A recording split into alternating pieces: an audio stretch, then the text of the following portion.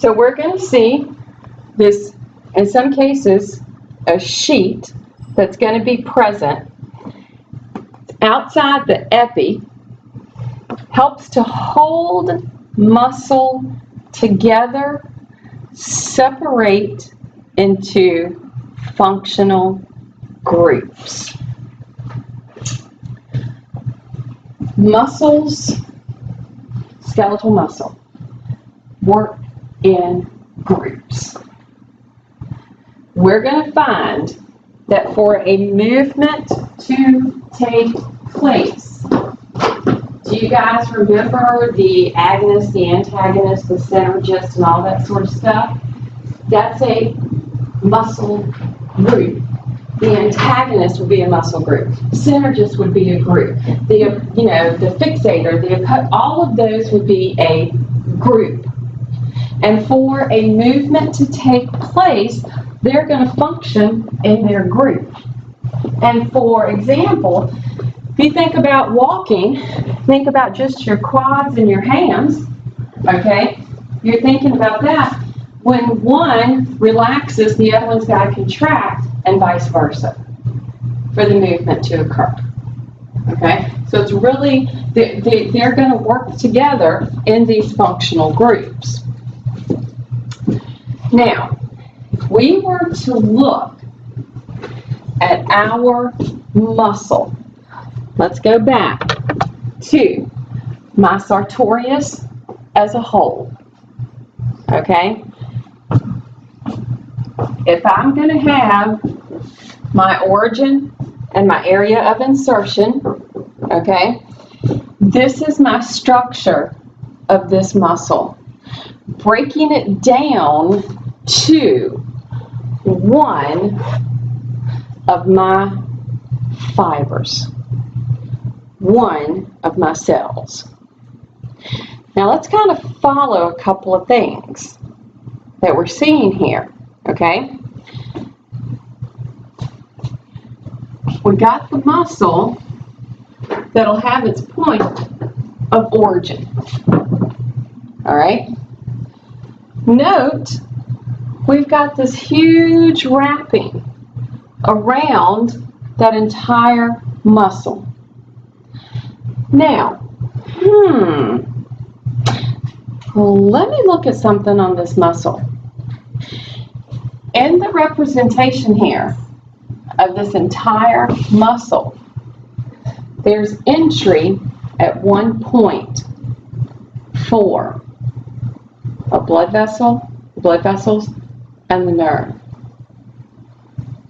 Note, I'm saying, on this entire muscle, there's one point of entry for the blood supply and the nerve.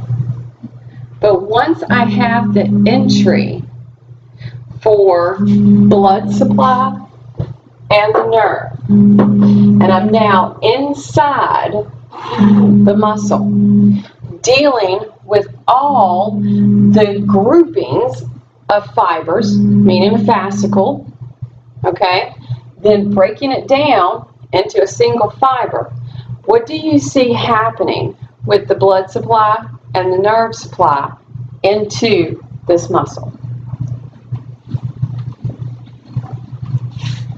What's the blood supply doing? Is it just staying one?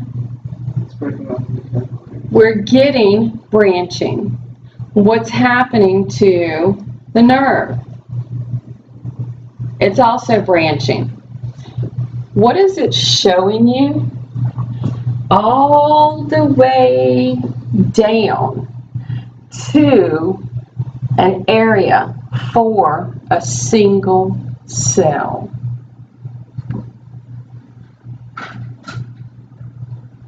Every single cell is going to have a blood supply and a nerve supply. Now, that tells me that every muscle has a blood supply and a nerve supply attached to it. I would be able to know the name of this blood vessel and this nerve at this level. Once it gets down here, it's too small. So when you look at muscles of the body, they're going to have a named vessel associated with it and a named nerve associated with it. Does that make sense?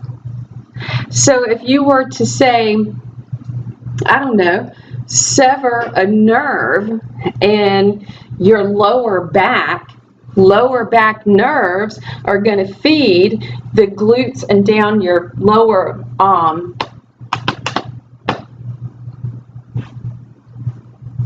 help me here, down our legs, okay? If you do something to damage that nerve, where does the pain come in? Let's say it's the sciatic nerve, for example. Sciatic nerve running, usually, you know, about mid, you kind of start getting the pain about mid glute, okay? And then it can run all the way down your leg into your feet up to your toes. That tells me that nerve is huge, and it is, okay? But if I damaged it here, L4, L5, L3, L4, okay, that's where my pain's going to be. And I know that because that's where it's branching into the muscles of the body. So these muscles have a nerve and then a blood vessel associated with them. But then branching begins to take place once you're inside of the muscle. So branching is going to take place, and we're going to end up with a very well vascularized system that's going on, okay? Why? Why is it down to this fiber, to this smallest part of this structure that we have such good vascularization? Because it's so big, it needs a good supply of nutrients. All right, we're going to find that we have to get nutrients to these muscles. Why? Because they contract and do so much. They contract and they do so much. They let me move, they let me breathe. If I think about my smooth muscle, helps me to digest food I might have eaten. It's helping me walk across the floor. It's going to help y'all get up when I tell you it's time for break. It's going to help sit back down when we come back in. How did we do short-term storage of glucose? Stored it in muscle. We store it in muscle in the form of what? Glycogen. Why? So it's quick to cool. And we need it for what cellular structure in these muscle cells? Our mitochondria. And these cells are huge. We already tried to show that if we could take and pull one, that's a huge cell. Lots of nuclei, okay, along the length of it. Mitochondria, well, if I'm going to be using my leg muscles, okay, and let's say I did want to take a run. All right, let's hypothesize here, let's theorize, okay? Let's say I want to take a run. What kind of supply am I going to need to the lower portions of my body? I'm going to need, come on man, y'all know this. I need a good supply, right?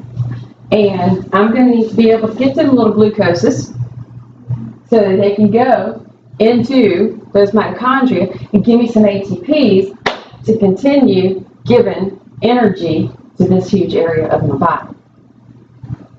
So mitochondria are going to be big, nuclei are big, cells are big, is huge, okay?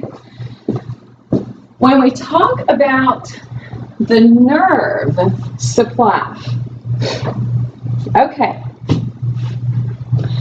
down here, okay, they're trying to give my representation of the nerve that's going to enter. That would be the big nerve, okay? And when you start learning the names of the nerves, tell your friends, you know what? You own my last nerve, but rather than say last nerve, give them a name of one. Okay, see how they handle that. It's really kind of interesting. Now, I've got this big nerve that's coming in. And this nerve is going to begin to branch and branch and branch and branch and branch until I end up, you guys remember how I called them terminal buds?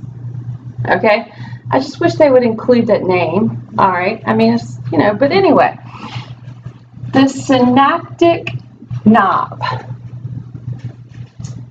Every single fiber, meaning every single cell, is going to have a nerve supply.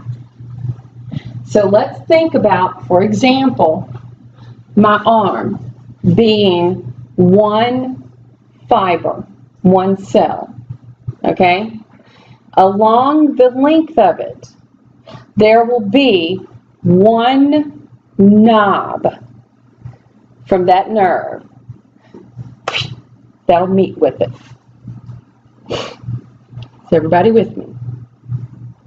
So I'm going to have that synaptic knob, the bud. I like to call it the terminal bud, because terminal tells me what? The end. Don't you love it when you go take a flight and the last thing you see is terminal? I'm like, you know, that's just wrong. Okay? But anyway, so I'm going to have that terminal bud, and somewhere, and it doesn't, I mean, if I have something that might be this long, okay, as the fiber, somewhere on that fiber, that terminal bud is going to meet. Is everybody following me? So from the great big huge nerve down to the smaller, smaller, smaller, until we get to the very end of it, that terminal bud will meet the muscle cell. So along that entire length, at one point, we have what's termed our synapse.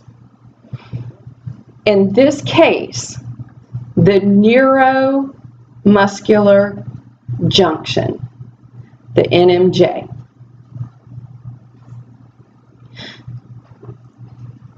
The muscle, skeletal muscle. The skeletal muscle is not going to do anything without innervation. So think of every muscle you have in your body.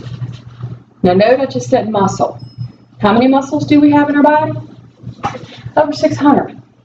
Okay? And of those 600 that we have, every single one of them has fibers, cells.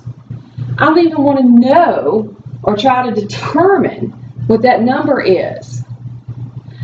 Every single one of them has their own nerve supply.